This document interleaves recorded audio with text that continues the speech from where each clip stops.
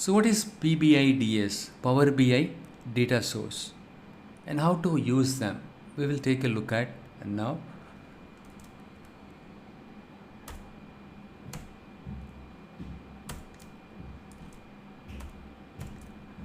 PBDIS, the Power BI data source files or Power BI desktop files that have a specific structure. Okay, these connections are, see, in the Power BI desktop files, what we do is we already pre-package all the connections that are required to access the source file.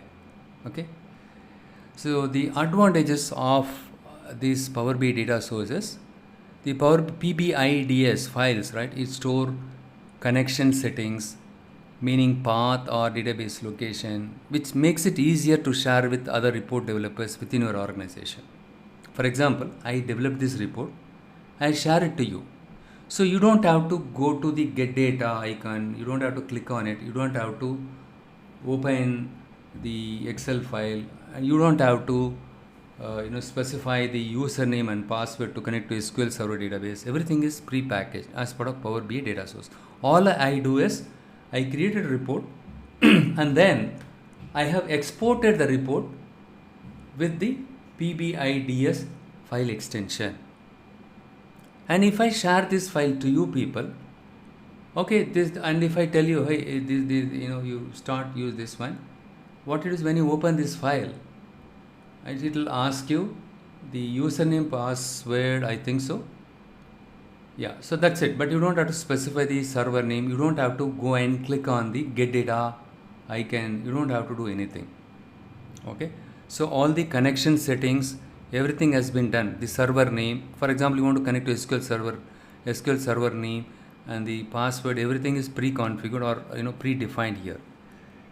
The database location, username, password, everything. The another advantage, the second advantage is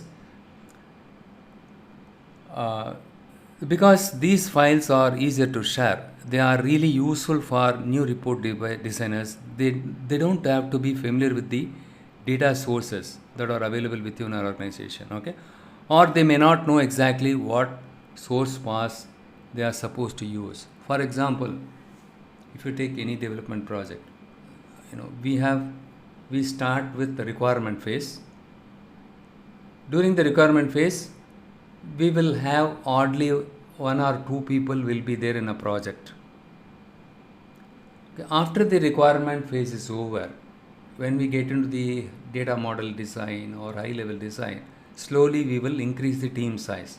We will bring in 4 more people into a project, 5 more people and 10 more people, right? When it comes to development phase, we will onboard 20 people, in some cases 15 people, we will bring it to the project. So in that case, those people recently came to our project, they don't have to be aware of the server name, connect string, everything. They don't have to be aware of this. It makes the developer's life simple. Simply if you share the report, they don't have to be aware of the data sources, all the things. Simply they should be able to connect it. The other advantage is, this file type really helps speed up the process of connecting to the same data sources. So instead of opening up a new workbook, having to get data and doing the connection details and doing the connection and then loading the data using the PBDIS, right? This one allows us to store all of those connection details. The other advantage is the data source files only support a single data source within one file. I cannot say it's the advantage. Okay, maybe it is a limitation. If you use, let's say you are exporting the Power BI PBIX file into the PBIDS format with this extension, right? For this PBIDS type of file, you can connect to only one source file. You cannot connect more than one source file. But let's say you are connecting to a database, so you don't have to aware of the database server name or database name, right? Simply you need to click on the connect. Already everything is pre-configured. It will connect to your database. In the database, what are the tables are there? It will list there. You can go and select it and you can import it. Okay, so these are the advantages of using Pbi Ds file. Okay. The other thing what you need to keep in mind is this Power BI data source files do not store user authentication credentials like your username and password. As I told you a while back, it will ask you the username and password. Okay. Anyhow, when you go through and open one of the file types, right, you are going to be prompted to enter a username and password. Since the Pbi Ds file does not store the credentials, I'll just show you how to create a Pbi Ds file. I just close this one because that's related to the live connection. For example, here I just click on the file ribbon and you will find something called options and settings. You need to click on the data source settings. It's pretty simple. When you click on this, you will find the files that have used files and databases that you have used it here. You cannot select everything in one go, though you can select it. Your export PBDIS will get disabled. For example, if I select one file here, the export PBDIS is enabled, and if I select everything, this one gets disabled. This is one of the limitations. The data source files, right, the Power BI data source files only support a single data source within one file. So okay, what I do is I just select this one, export PBDIS. Let us assume that we are using only one data source. Okay, or else instead what I do is I use this SQL server. Let's assume that in our project we are using only SQL server. Okay, so here all the details have been given already. So what I do is I export this as a export PBDIS. I give some meaningful name here, PBIDS demo and SQL server. That's it, PBDIS. Within a matter of a second, that file got created. It got exported with that extension. We'll go to the dat1 folder. This is, look here, PBS demo SQL.pbds. When you click on this file will get opened.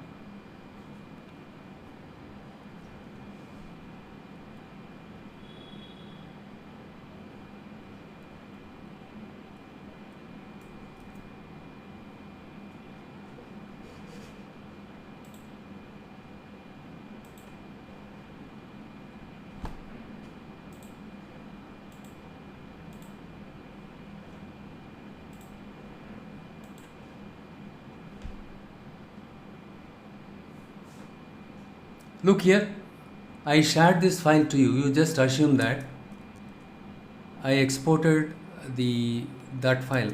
Look here, this file exmtd.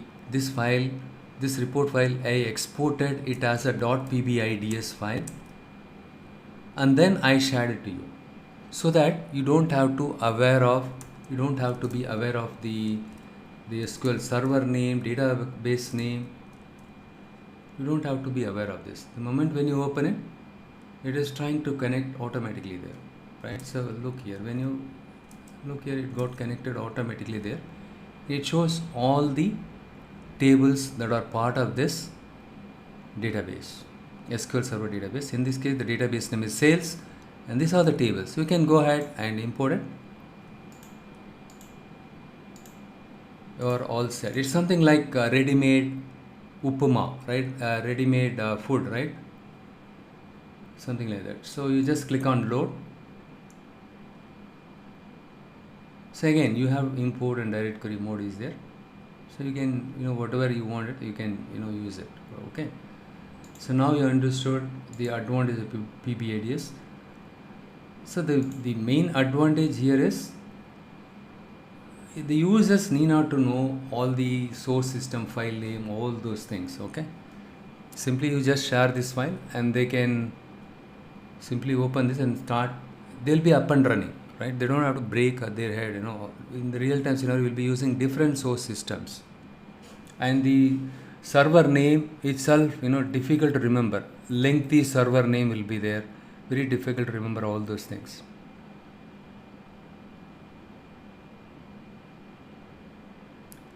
See, the other thing what you need to remember is you can either export your report as a .pbids file using the data source settings. When I come here, options and settings, if I go here and when I click on the export PBDIS, the .pbids file gets generated. This is the preferred method. The other alternative is you can create your own PBDIS file directly using a text editing tool. So in that case, you need to actually write out the PBDIS query within a text editor. That is not the preferred one. Okay. So just keep this in mind. It's always, this is the preferred method. Okay, export PBDIS. Go to option settings, data source settings, export PBDIS. Select whichever source that you need, export PBDIS. That is more than sufficient.